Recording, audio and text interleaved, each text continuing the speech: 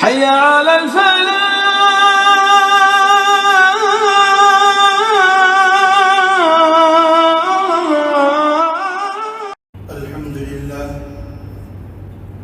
الحمد لله نحمده ونستعينه ونستغفره ونعوذ بالله من شرور أنفسنا ومن سيئات أعمالنا. من يهده الله فلا مضل له ومن يضلله فلا هادي له. ونشهد أن لا إله إلا الله ونشهد أن سيدنا وسندنا وحبيبنا ومرشدنا ومولانا محمدا عبده ورسوله. أما بعد، أعوذ بالله من الشيطان الرجيم. بسم الله الرحمن الرحيم. ووصى بها إبراهيم بنيه ويعقوب يا بني إن الله اصطفى لكم الدين فلا تموتن إلا وأنتم مسلمون. صدق الله العظيم. قابل احترام بزرگوں اور دوستوں، اللہ رب العزت نے مجھے اور آپ کو بے شمار نعمتوں سے نوازا ہے. اللہ رب العزت نے مجھے اور آپ کو اتنی نعمتیں عطا فرمائی ہے کہ ان نعمتوں کے متعلق اللہ رب العزت نے خود اعلان فرما دیا وَإِن تَعُدُّوا نِعْمَةَ اللَّهِ لَا تُحْصُوهَا، کہ اللہ رب العزت نے تمہیں اتنی نعمتیں عطا فرمائی ہے کہ ان نعمتوں کو اگر تم گننا چاہو تو تمہارے بس میں نہیں کہ تم ان نعمتوں کو گن سکو. یعنی اللہ رب العزت نے بے حد و حساب نعمتوں سے مجھے اور آپ کو نوازا ہے.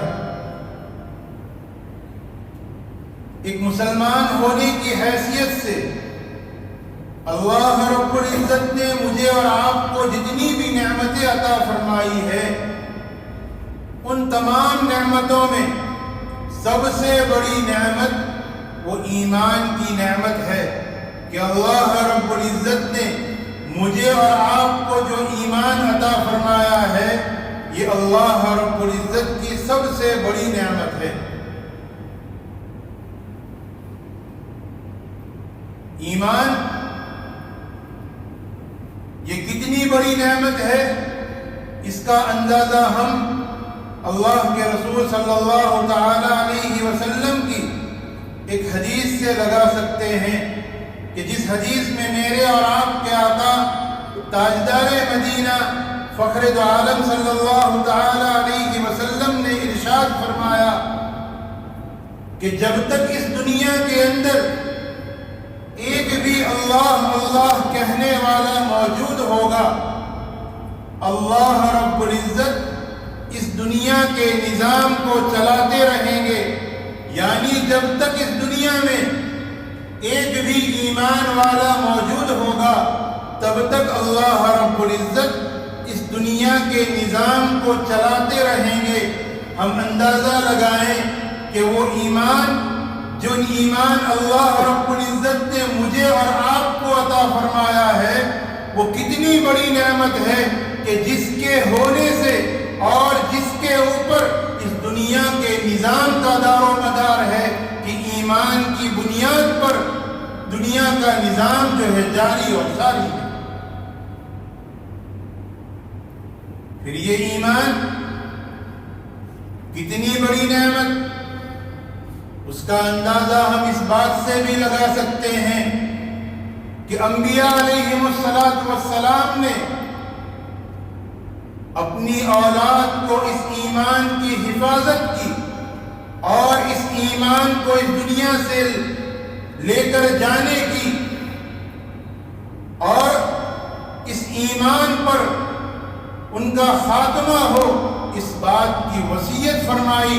میں نے آپ حضرات کے سامنے جو آیت کریمہ تلاوت فرمائی، اس آیت کریمہ میں اللہ رب العزت ارشاد فرماتے ہیں کہ وَوَصَّى بِهَا إِبْرَاهِيمُ بَنِيهِ وَيَعْقُوبُ کہ حضرت ابراہیم علیہ السلام نے اور حضرت یعقوب علیہ السلام نے دونوں نے اپنی اولاد کو یہ وصیت فرمائی،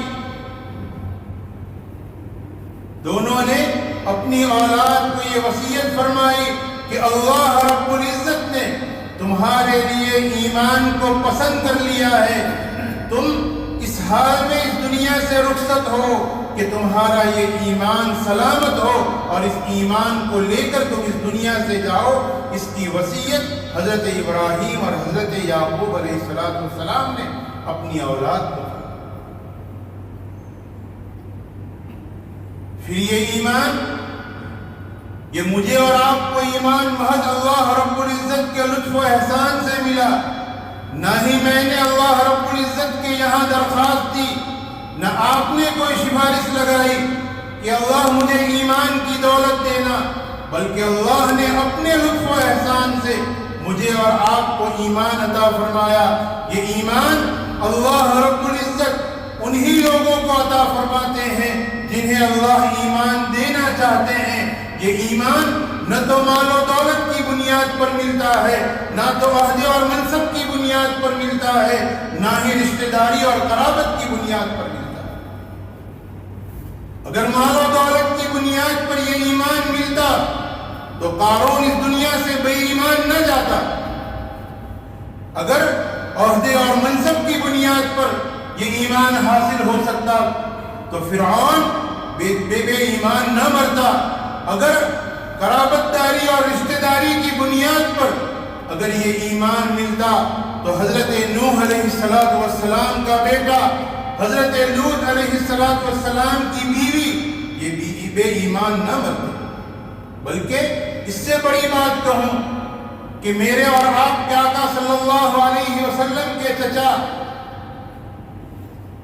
ابو طالب کہ جنہوں نے پوری زندگی آپ علیہ السلام کی خدمت میں گزار دی، ہمیشہ آپ کے ساتھ آپ کے لیے ڈھال بن کر رہے، ہر حالات میں انہوں نے آپ علیہ السلام کا ساتھ دیا، آپ کی حفاظت فرمائی، ایسی حفاظت فرمائی کہ جب وہ مرے تب میرے اور آپ کے آقا صلی اللہ علیہ وسلم کو اتنا رنج اور صدمہ ہوا کہ میرے اور آپ کے آقا صلی اللہ علیہ وسلم نے ارشاد فرمایا کہ آج میرا بازو چلا گیا۔ جب اس چچا کا انتقال ہو رہا تھا،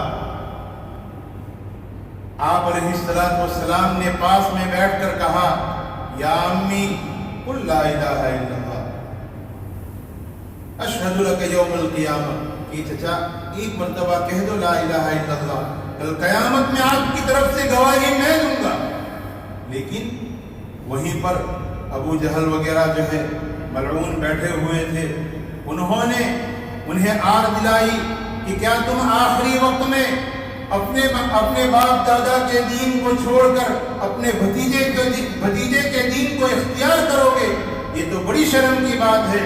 اس آر دلانے پر چچا ابو طالب نے کہا کہ میں اپنے باپ دادا کے دین پر ہوں اور اسی پر جو ہے اس دنیا سے جا رہا ہوں۔ تو ایمان ہم اندازہ لگائیں کہ وہ ایمان اللہ رب العزت نے مجھے عطا فرمایا ہے کہ جس ایمان سے حضرت نوح علیہ السلام کا بیٹا محروم رہا، جس ایمان سے حضرت لوط علیہ السلام کی بیوی محروم رہی، اور جس ایمان سے آپ علیہ السلام کی خدمت کرنے والے، آپ پر جان نچھاور کرنے والے چچا ابو طالب جو ہے محروم رہے، وہ ایمان اللہ رب العزت نے مجھے اور آپ کو عطا فرمایا۔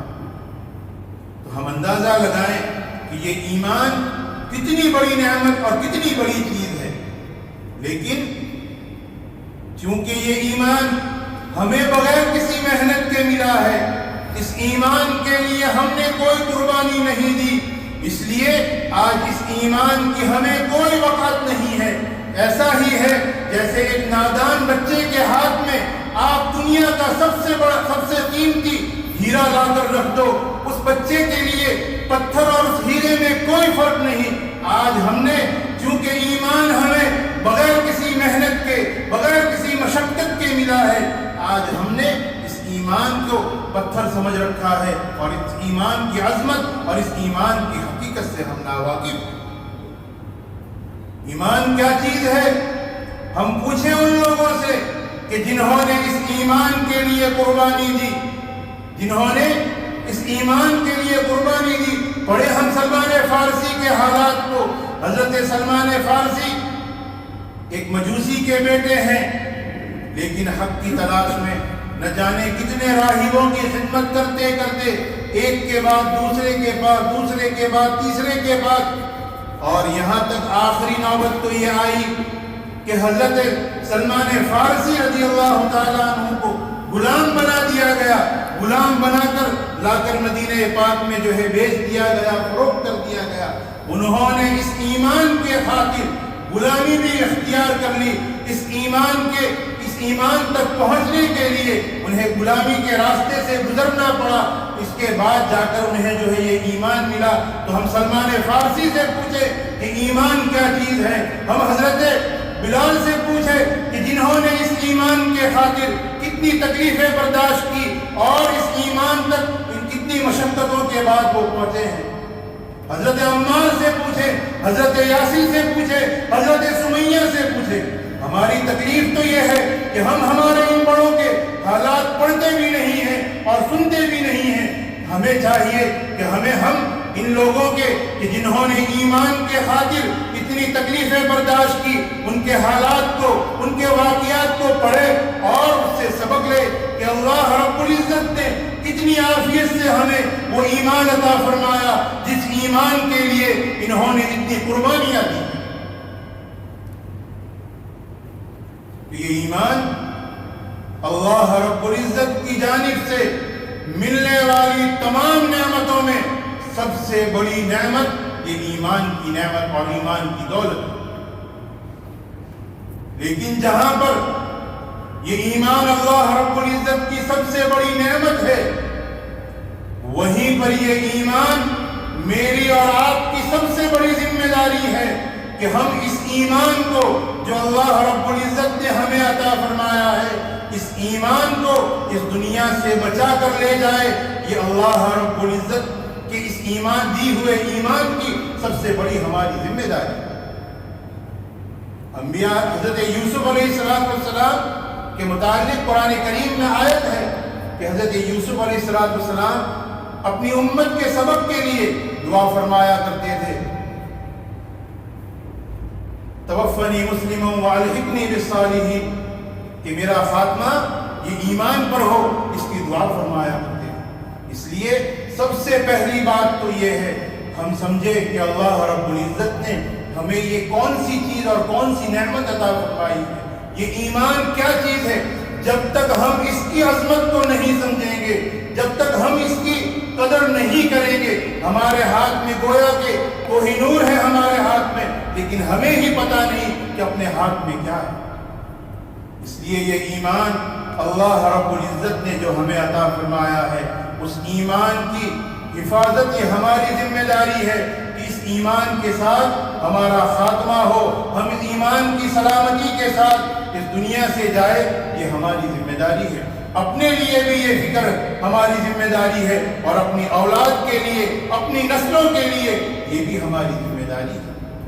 حضرت یعقوب علیہ السلام کا جب آخری وقت تھا،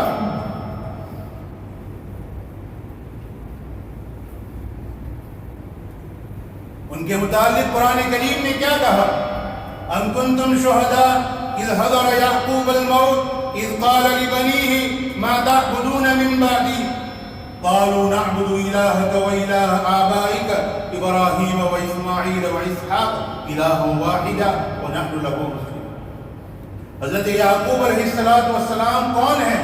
حضرت یعقوب علیہ السلام پیغمبر ہیں، نبی ہیں، اور حضرت یعقوب علیہ السلام کا خاندان وہ ہے کہ جس خاندان میں نبوت کا سلسلہ چلا آ رہا ہے۔ حضرت ابراہیم، حضرت اسماعیل، حضرت اسحاق اور حضرت یعقوب، نبوت کا سلسلہ جس خاندان میں چلا آ رہا ہے، اس خاندان کی اولاد کو حضرت یعقوب علیہ السلام اپنے آخری وقت میں جمع کرتے ہیں اور کیا سوال کرتے ہیں؟ ما تعبدون من بعدی، کہ میرے بعد تم کس کی عبادت کرو گے؟ ما تعبدون من بعدی، जब औलाद ने कहा कि नअबुदु इलाहक व इलाह आबाइक इब्राहीम व इस्माईल व इसहाक इलाहन वाहिदा, कि हज़रत याकूब को तसल्ली दिलाई कि अब्बा आप तसल्ली के साथ इस दुनिया से रुखसत हों, हम उसी अल्लाह की इबादत करेंगे जिसकी इबादत आप और हज़रत इब्राहीम और हज़रत इस्माईल और हज़रत इसहाक किया करते थे, उसी अल्लाह को अपना रब मानेंगे। तो ये हमारे लिए सबक है कि हज़रत याकूब अलैहिस्सलाम जैसे जलीलुल क़द्र पैगम्बर और उनकी औलाद, उनके मुतालिक हज़रत याकूब किस बात की फिक्र कर रहे हैं? उनके ईमान की फिक्र कर रहे हैं। तो हमें तो कितना चौकन्ना होना पड़ेगा कि हमारा ईमान किस पोजीशन में है, हमारी औलादों का ईमान किस हाल में है। इसलिए कि आज दुनिया में हर तरफ ईमान के लुटेरे बैठे हैं। ऐसे हालात है कि इंसान सुबह में ईमान वाला है, रात में बेईमान हो जाए उसकी कोई गारंटी नहीं। इसलिए हमारी ये जिम्मेदारी है कि हम अपने ईमान की भी फिक्र करें और अपनी औलादों की भी ईमान की फिक्र करें और अल्लाह के पास हमेशा मांगते रहे कि अल्लाह इस ईमान पर हमें कायम रख और मौत भी दे, वला तमूतुन्न इल्ला व अंतुम मुस्लिमून, कि मौत भी दे तो ईमान की हालत में दे। आखिरी बात कह दूं कि ये ईमान इतनी अजीम, इतनी बड़ी चीज़ है, इतनी बड़ी नेमत है कि इस ईमान के ऊपर मेरी और आपकी कामयाबी का दारो मदार है कि अल्लाह रब्बुल इज़्ज़त कुरान करीम में इरशाद फरमाते हैं, फमन ज़ुहज़िहा अनिन नार व उदखिलल जन्नह फ़क़द फ़ाज़, कि जो जहन्नम से बचा लिया गया और जन्नत में दाखिल कर दिया गया वो कामयाब है। और जाहिर है जहन्नम से बचने का रास्ता ईमान के बगैर नहीं है और जन्नत में दाखिले का रास्ता ईमान के बगैर नहीं है। अगर जन्नत में जाना है तो ईमान के रास्ते से होकर ही जाना पड़ेगा। ये इतनी अजीम चीज़ अल्लाह रब्बुल इज़्ज़त ने मुझे और आपको बगैर मांगे दी हुई है। हम तो मुसलमान माँ बाप के घर में पैदा हो गए तो हमें इसकी कदर नहीं। हमने देखा कि हमारे माँ बाप अल्लाह और रसूल सल्लल्लाहु अलैहि वसल्लम का कलमा पढ़ते हैं, हमने भी पढ़ लिया, लेकिन हम इसकी अज़मत को समझे और इसके तकाज़ों को समझे कि इस ईमान का तकाज़ा क्या है। ईमान का तकाज़ा ये है कि हमारी ज़िंदगी अल्लाह और उसके रसूल सल्लल्लाहु तआला अलैहि वसल्लम की इताअत और फरमाबरदारी में गुजरे, ये हमारे ईमान का तकाज़ा है। अल्लामा अनवर शाह कश्मीरी रहमतुल्लाहि अलैहि की आखिरी बात सुनाकर बात खत्म कर दूं।